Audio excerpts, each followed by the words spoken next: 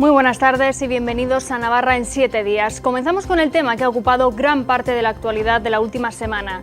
El caso Osasuna suma cada día nuevos imputados por el juez Fermín Otamendi, un juez que ya ha tomado declaración a varios jugadores y que envió a prisión el pasado fin de semana al exdirectivo Chuma Peralta y al expresidente Miguel Archanco, que salió de la cárcel el pasado martes tras depositar una fianza de $500.000 de euros.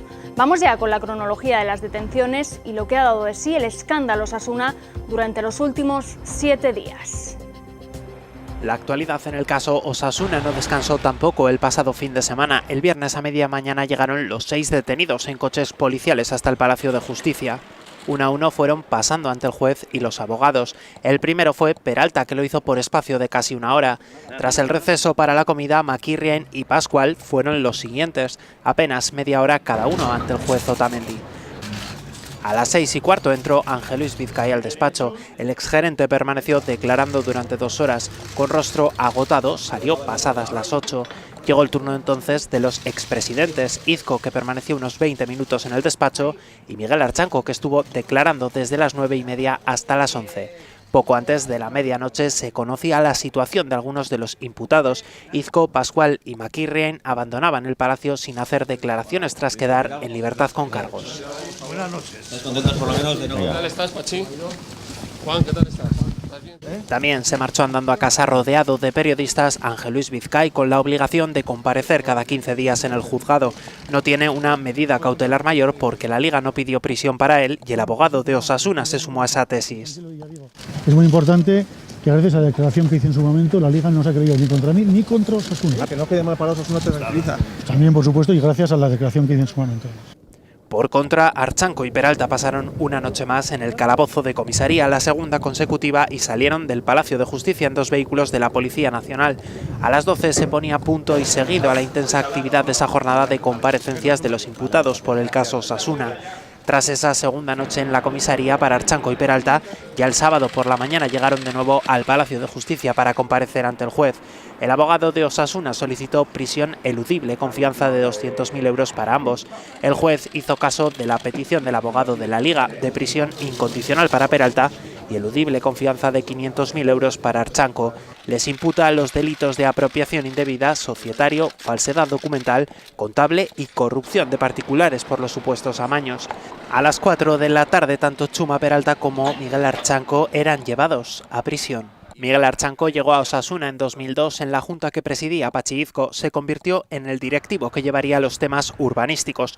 Puso en orden la propiedad del patrimonio e ideó el plan para sacar rentabilidad a los terrenos de las piscinas y los anexos a Tajonar. Pero la crisis inmobiliaria truncó esas ideas. En junio de 2012, tras la dimisión de Izco, se postula como candidato en las elecciones que gana a Javier Zabaleta. En esa junta entra Chuma Peralta como el responsable de la parcela deportiva.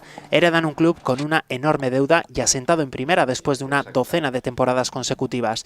Hacienda apremia el pago de lo que se le adeuda, lo que obliga a muchos a replantear los gastos del club. En lo deportivo, Peralta asume un peso que poco a poco retira a Martín González y Osasuna trabaja de forma habitual con una agencia de futbolistas vinculada por amistad con el directivo. El club recibe el refrendo de la Liga con la visita de Tebas a Pamplona y las buenas palabras a la gestión que dedica el mandatario del fútbol. Archanco y su junta se enfrentan a su primera gran bronca pública en septiembre de 2013. Los compromisarios descubren una cantidad de deuda con Hacienda que había estado oculta hasta entonces y cuestionan algunas decisiones del equipo directivo. Aquí lo que hay que hacer es pedir responsabilidades. El ambiente contra la Junta se caldea conforme pasan los meses. Supera en marzo de 2014 otra asamblea, la de los cambios de estatutos, con parte de la masa social claramente en su contra. Con el descenso del equipo, los acontecimientos se aceleran en días. El gobierno apremia al club para que presente un plan de viabilidad de reestructuración de la deuda. Los directivos se dividen entre la conveniencia o no de dimitir y los socios apuntan claramente a la Junta como responsable. Manolo Ganuza se marcha y habla de irregularidades que no puede revelar por el bien del club. Archanco propone una asamblea para someterse a moción de confianza hasta que finalmente decide que toda la Junta dimitirá cuando se entregue la documentación a Hacienda. Eso ocurrió el 16 de junio de 2014, el último día de Archanco y Peralta como dirigentes del Club Atlético Osasuna. ¿Puedes decir algo del tema del...? No voy a decir ninguna declaración. O sea, ni confirmas ni desmientes. Ni voy a hacer ninguna declaración, yo os lo he dicho.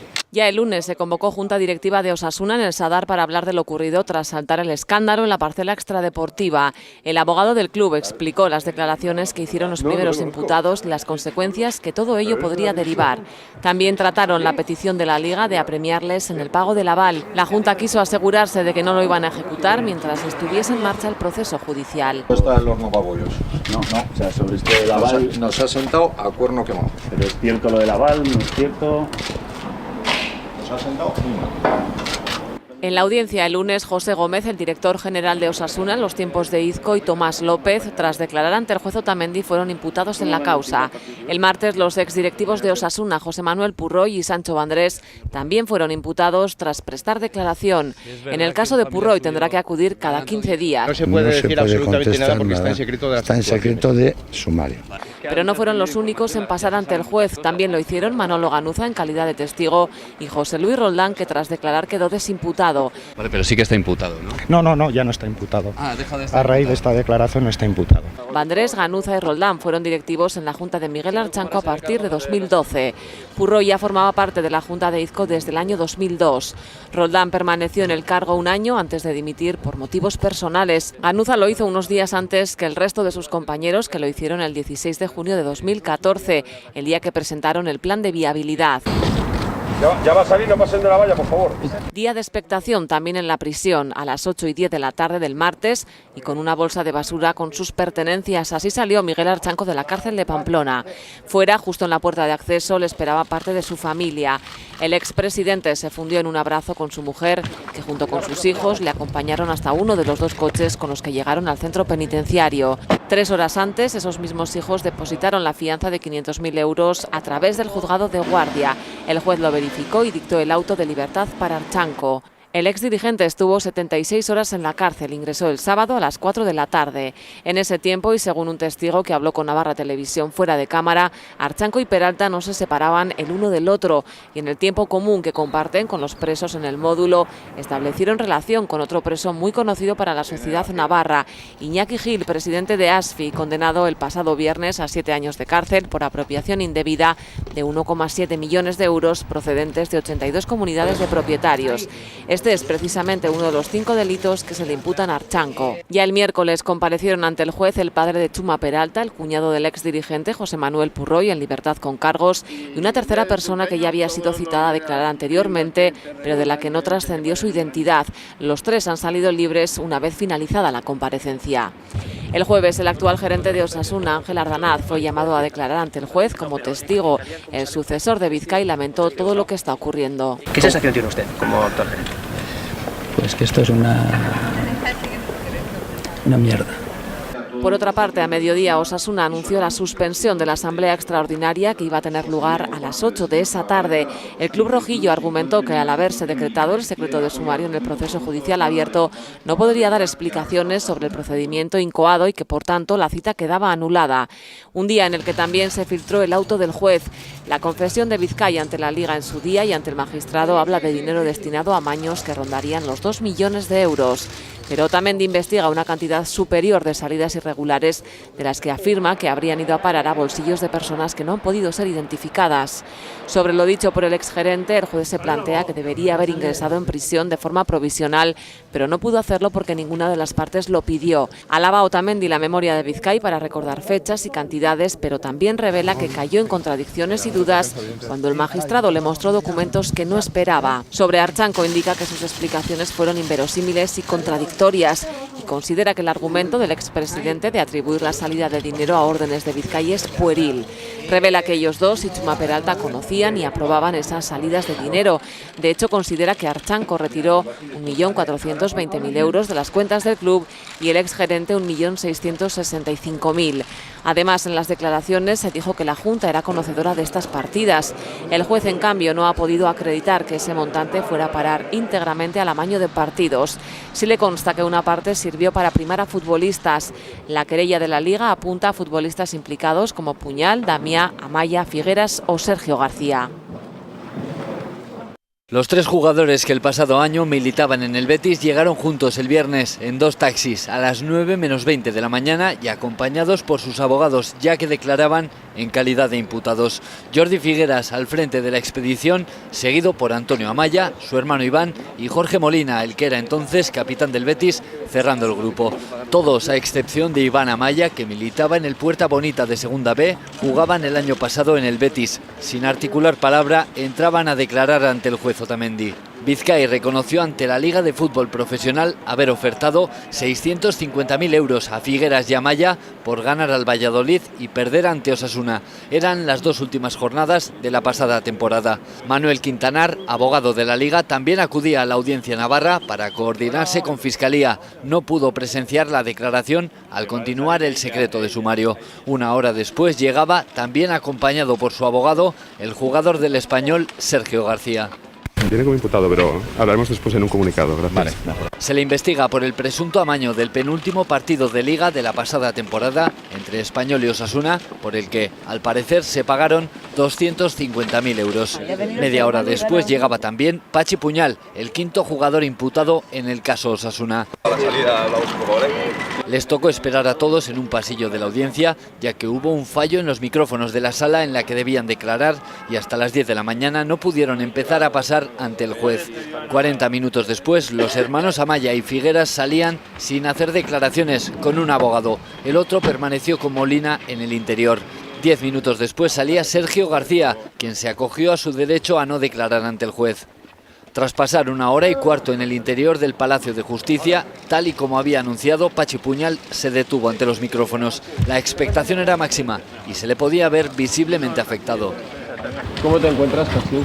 Bueno, pues bastante fastidiado con el tema, pero bueno, como digo, no, a mí me habría encantado sentarme con vosotros, hablar, como siempre he hecho, pero bueno, sabéis que no puede ser, ¿no? En el proceso judicial que estamos, pues todo secreto y no puede ser.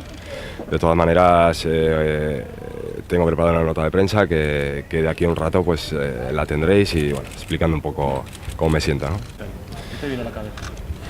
Digo que no puedo hablar de esas cosas porque todas esas preguntas las hace el juez y yo estos procesos no sé cómo van, pero bueno, la recomendación y lo que se dice que es todo secreto y no se puede hablar, ¿no? Y se marchó con el mismo paso calmado con el que llegó, reconociendo no saber si seguía imputado. Después, desde el Departamento de Comunicación del Palacio de Justicia, confirmaron su imputación. Todo un símbolo del deporte navarro que ahora está siendo investigado. Fue el capitán bético Jorge Molina el último de los jugadores citados el viernes por el juez Otamendi en abandonar la audiencia. La investigación continúa y no se descartan que más jugadores sean citados a declarar en las próximas fechas. ¿Has declarado?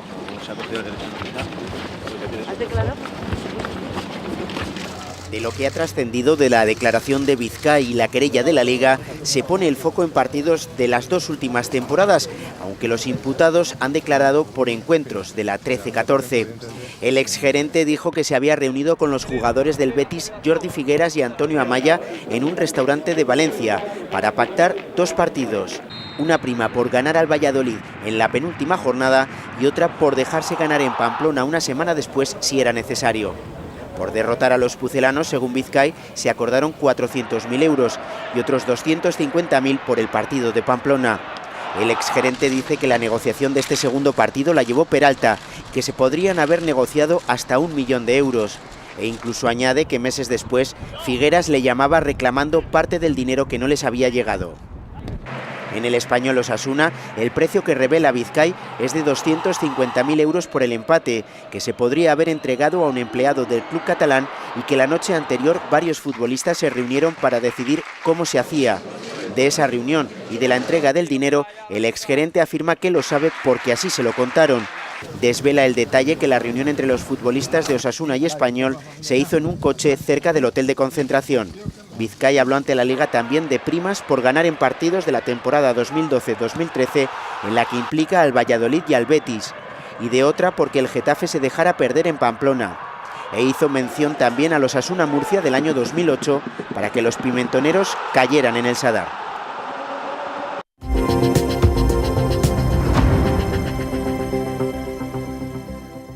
Y el Gobierno central ya hace más de una semana que dio a conocer sus partidas para reparar los daños de las últimas riadas.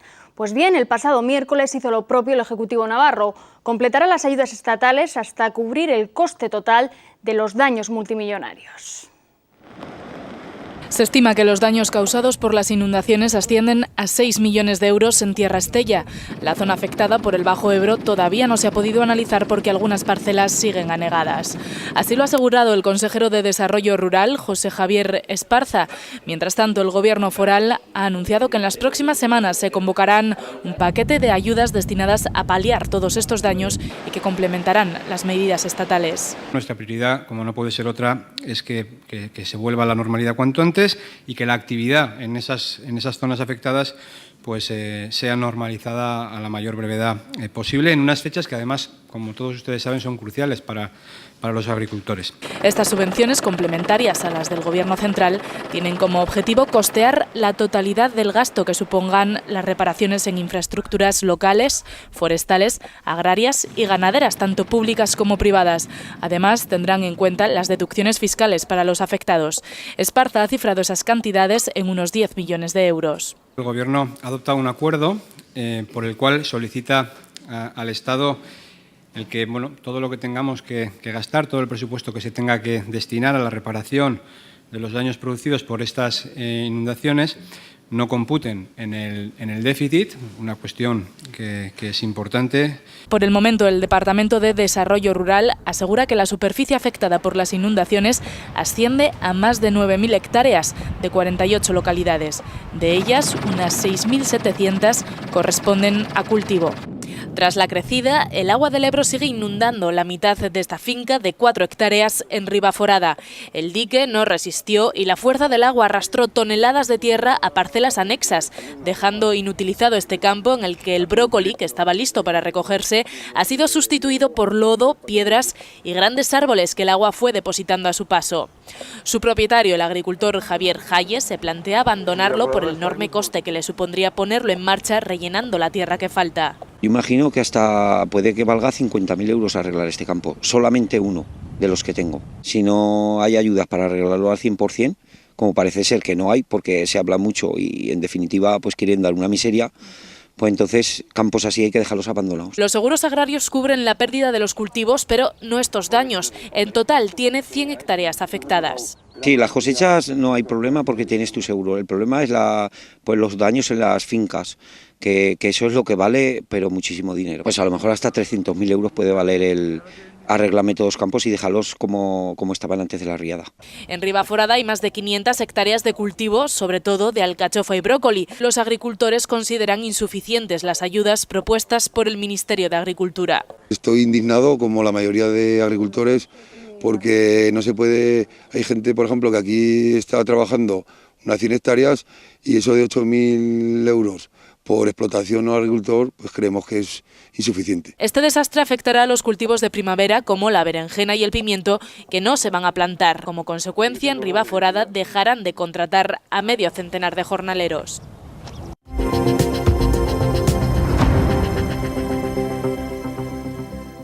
Por fin llega una solución en el conflicto de Faurecia que comenzó el pasado 5 de febrero. La planta de Burlada mantendrá su actividad al menos hasta 2016. Es el preacuerdo al que han llegado los representantes de la multinacional de Faurecia y los del comité de empresa. Se trata de una decisión que afecta a 191 familias. Los representantes de la multinacional de Faurecia y los del comité de empresa de la factoría de Burlada han llegado a este preacuerdo para mantener la actividad de la planta al menos hasta 2016. El contenido de esta decisión se someterá en una asamblea de trabajadores a la decisión de la plantilla, que es quien tiene la última palabra. Son ellos también los que han mantenido una lucha activa desde que el 5 de febrero la empresa anunciara de manera inesperada el cese de su actividad. En huelga indefinida, a lo largo de este tiempo se han concentrado a las puertas de la planta de Burlada, frente al Gobierno, e incluso el comité de empresa de Faurecia ha comparecido ante los grupos parlamentarios para explicar la situación a la que se enfrentaban. Familias que trabajan los dos matrimonios con nosotros y se quedan sin ingresos. Tíos más grandes que yo que se derrumban y se te caen al suelo. Pero siguen trabajando. Siguen trabajando. Y a mí se me cae el alma a los pies, porque no sé qué decirles. Ahora con este preacuerdo parece que se abre una ventana a la esperanza para los trabajadores de Faurecia.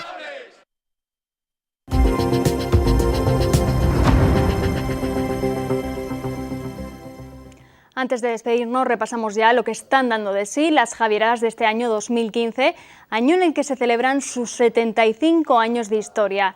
El Papa Francisco ha reconocido además a la peregrinación con el año jubilar javeriano, es decir, un año en el que además se gana indulgencia plenaria. El buen tiempo acompañó a los peregrinos riberos en estas primeras Javieradas de 2015, con sol y sin viento. Durante su peregrinaje la temperatura rondó los 20 grados. Los de algunas localidades, como Tudela, tuvieron que variar su recorrido al inicio, al haber caminos destrozados tras las pasadas inundaciones. Sí, ha habido un trozo que normalmente íbamos paralelo al río, que como estaba, digamos, cortado, pues hemos ido por la parte del Ventorrillo toda la recta. En vez de salir a la carretera, había otro camino para salir en las retarguidas un poco más adelante y no hemos podido ir por ahí. Unas Javieradas especiales que celebran este año su 75 aniversario. 75 años caminando juntos. Desde 1940 se echó a andar y hasta hoy. ¿Quién se iba a decir que desde un pequeño grupo que echó a andar, hoy estamos siendo convocados, casi estaremos en los 50.000? Tras los primeros kilómetros a la espalda, parada obligada en la ermita de la Virgen del Yugo y después reponer fuerzas con almuerzos a base de chistorra, huevos, ensaladas, un menú acompañado con buen vino. Huevos con tomates revueltos y chistorra, o longaniza que llamamos en mi pueblo. Salchichas, todo con pan, regado con buen vino y el carajillo para coger fuerzas para cruzar el plano. También aquí se realizaron algunas de las más de 1000 atenciones de Cruz Roja. Los llevamos ya un poco fastidiados, pero aguantaremos, que aún nos queda mucho camino por delante. Cruz Roja contó con un dispositivo de 200 voluntarios y 23 puestos de atención fijos y móviles. El hospital de campaña aquí en el Yugo, el otro hospital de campaña en el Plano. Y normalmente los vehículos, tenemos un vehículo todoterreno que está con los peregrinos normalmente pasando. Ya con los pies en condiciones y la tripa llena, los peregrinos riberos continuaron el viaje camino a Javier. José María tiene 72 años, es de Sangüesa y recuerda cómo desde bien pequeño su abuela le traía cada año al castillo de Javier, una tradición que aún conserva y que le emociona. Muchos años, muchos, sí. Ya coge uno ya pozo de todo esto, ya viene solo, ya a dar gracias a Dios por todo que nos da. Enar tiene 24, la primera vez que peregrinó hasta este santuario tenía 8 años. Sus padres le inculcaron la devoción por San Francisco de Javier y viene andando desde Estella. Empecé desde Yamaguchi, los 2 primeros años, luego ya empecé desde el Alto de Lerga, 3 añitos así, y luego ya desde Tafalla y Estella. Se hace de un poquito duro, pero con ganas y orgullo, también con emoción y así de venir hasta Javier. A cada peregrino le mueve un motivo. Algunos llevan tantos años haciendo este camino que ya han perdido la cuenta. Para otros es la primera vez y prometen repetir. ¿Cuántos años lleva viniendo Javier, Joaquín? Pues no tengo ni idea, oye. Si te he de decir la verdad, no tengo ni idea. Doy gracias, pedir por las cosas que creo que hay que pedir. Nada más. Y haciendo cantera porque trae a los nietos. Sí, espero que siga la tradición. Venimos de la parroquia de San Jorge de Tudela, salimos el viernes a la mañana, a las 6 de la mañana, la verdad es que se hace duro, pero bueno, al final son sentimientos, emociones, encontrarte con tu gente, con tus amigos, pues es todo un cúmulo de sentimientos. ¿Por qué vengo a Javier? Pues por muchas cosas, porque tengo muchas cosas que pedir, porque tengo algo que ofrecer y por eso vengo. He venido con el abuelo y me ha parecido muy chulo. Desde Cortes, son 105 kilómetros más o menos, una mezcla. Pedir un poco por la familia, por mí también y por todos y también deporte. Desde 1940 el pueblo de Navarra peregrina al castillo donde nació San Francisco de Javier, copatrón de la comunidad foral. Las Javieradas son una peregrinación de marcado carácter popular y este año se han celebrado bajo el lema 75 años caminando juntos. Hasta aquí la actualidad de la última semana. Volvemos dentro de 7 días.